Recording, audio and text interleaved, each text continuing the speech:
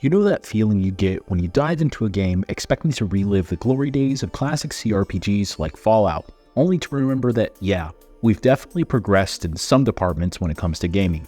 That was my initial experience with Atom RPG. I spent about 10 hours navigating this post-apocalyptic Soviet Union, and let me tell you, it was a journey full of highs and lows. At first, I was drawn in by the promise of deep character customization and a rich narrative, much like the old-school RPGs that I was fond of growing up.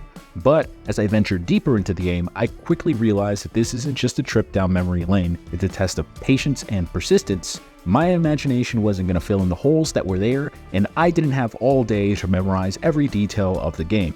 Right from the start, you're immersed in a world where every decision matters. The character customization is as detailed as it gets, allowing you to shape your protagonist in the way that genuinely affects the gameplay. Whether you're speccing into combat or diplomacy, each choice feels significant. But be warned, the game's transition to mobile isn't without its hiccups. The controls can feel a bit awkward and cutscenes often lack the polish that you'd expect. Still, if you're willing to push through these rough edges, there's a deep and rewarding RPG experience waiting for you. Unfortunately, I'm not going to be one that sees it through to its end. First, let's start with what works. One of the strongest aspects of this game is its full-scale character customization. Much like in Fallout, your choices and perks and skills significantly influence your experience. Whether you're investing in hand-to-hand combat or honing your speechcraft to navigate tricky dialogue, every decision matters. This level of depth ensures that each playthrough can feel fresh and different, with plenty of room for replayability. The writing deserves special mention. The dialogue is often sharp and feels authentic. The characters you encounter speak in a way that makes sense given the harsh realities of the worlds they inhabit, creating a believable and immersive experience.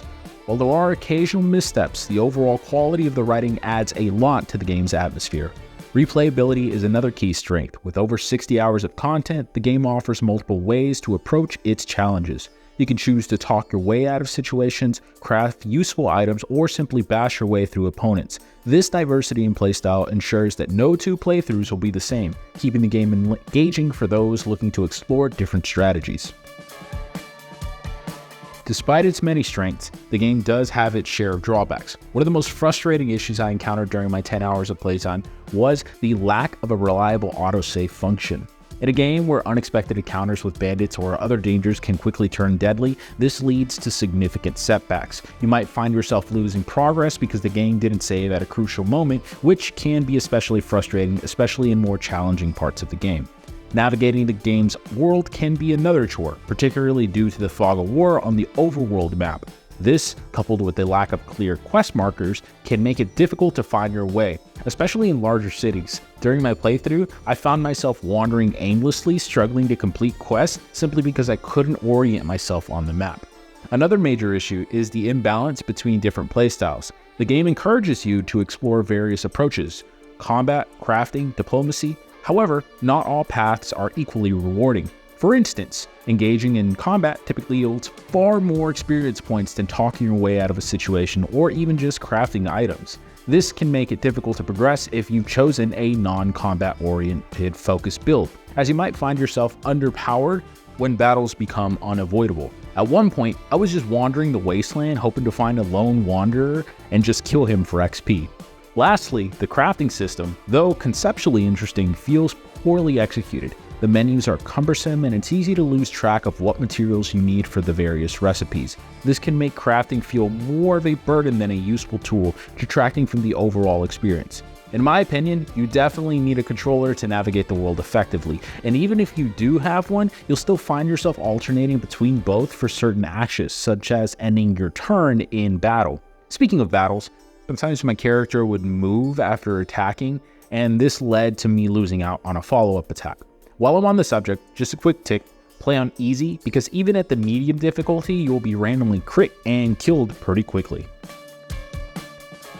In conclusion, this game has a lot to offer, especially for fans of isometric RPGs, who appreciate deep and narrative-driven experiences. The game excels in character customization, immersive writing, and replayability, offering a rich experience for those who enjoy exploring different strategies. I know that there are a lot of cool things that I missed out on this one. However, its clunky controls, lack of modern quality of life features and imbalanced gameplay mechanics might deter some players, and I'm in that boat.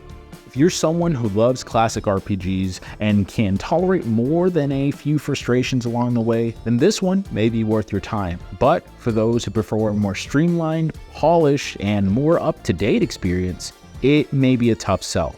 If you have any recommendations for me to review, leave them in the comments section below. Otherwise, stay tuned in to Gaming in the Moment.